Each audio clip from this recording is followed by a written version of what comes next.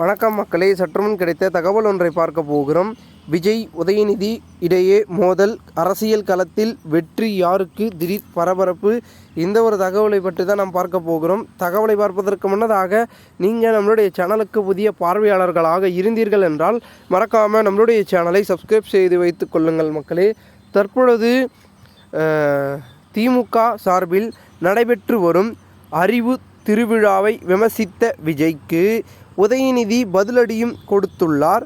அதாவது தாவேக சிறப்பு பொதுக்குழுவில் பேசிய விஜய், திமுக நடத்துவது அறிவு திருவிழாவா, அவதூறு திருவிழாவா என விமர்சித்திருந்தார்.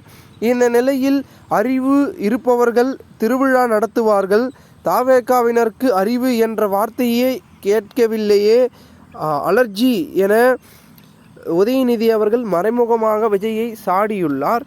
மேலும் சமீபத்தில் கூட பொதுக்குழுவை அட்டை என விமர்சித்திருந்தார். அவருடைய மாநாட்டை அட்டை என விமர்சித்து ஒரு பெரும் விதத்தில் பரபரப்பையும் ஏற்படுத்தியிருந்தார் உதயநிதி அவர்கள். மேலும் இந்த ஒரு விமர்சனத்தையும் முன்வைக்கிறார்.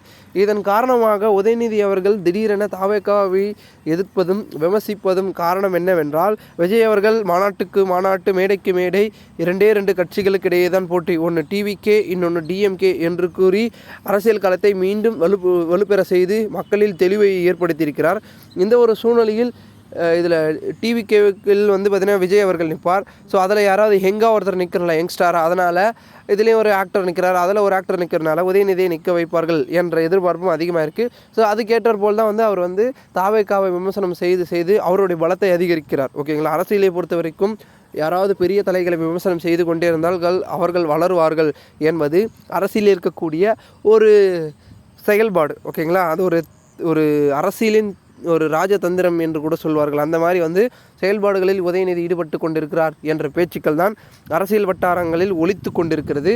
இந்த ஒரு சூழ்நிலையில் பெரும் விதத்தில் நம்முடைய திமுகவும் சரி தாவேகாவும் சரி மோதிக்கொண்டிருக்கும் இந்த சூழ்நிலையில் இவர்கள் மோதும் அரசியல் களம் என்பது 2026 தேர்தலில் சட்டமன்ற தொகுதியில் 234 தொகுதியில் யார் அதிக பெரும்பான்மையுடன் வெற்றி பெற்று ஆட்சியை கைப்பற்றப் போகிறார்கள், அந்த தமிழ்நாட்டின் முதலமைச்சர் நாற்காலியை யார் அமரப்போகிறார்கள், தளபதி என்று சொல்லக்கூடிய விஜய் அவர்களா, இல்லை மேலும் பார்த்திங்கன்னா திமுகவின் முக்கிய புள்ளியாகவும் இளைஞர் அணி செயலாளராகவும் மேலும் டெபுட்டி சிஎம்மாகவும் இருக்கக்கூடிய தற்பொழுது உதயநிதி அவர்கள் அமரப்போகிறார்களா என்பதனை பொறுத்திருந்து பார்ப்போம். 2024 சிந்திப்போம், சிதறாமல் வாக்கை செலுத்துவோம்.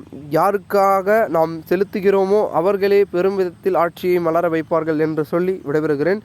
இந்த ஒரு தகவலை குறித்த பொதுமக்கள் உங்களுடைய கருத்துக்களை கூறுங்கள். இதுபோன்று நீங்கள் அரசியல் சார்ந்த நிகழ்வுகளாம் தினசரி தெரிந்து கொள்ள சேனலை சப்ஸ்கிரைப் பண்ணுங்கள். நன்றி, வணக்கம்.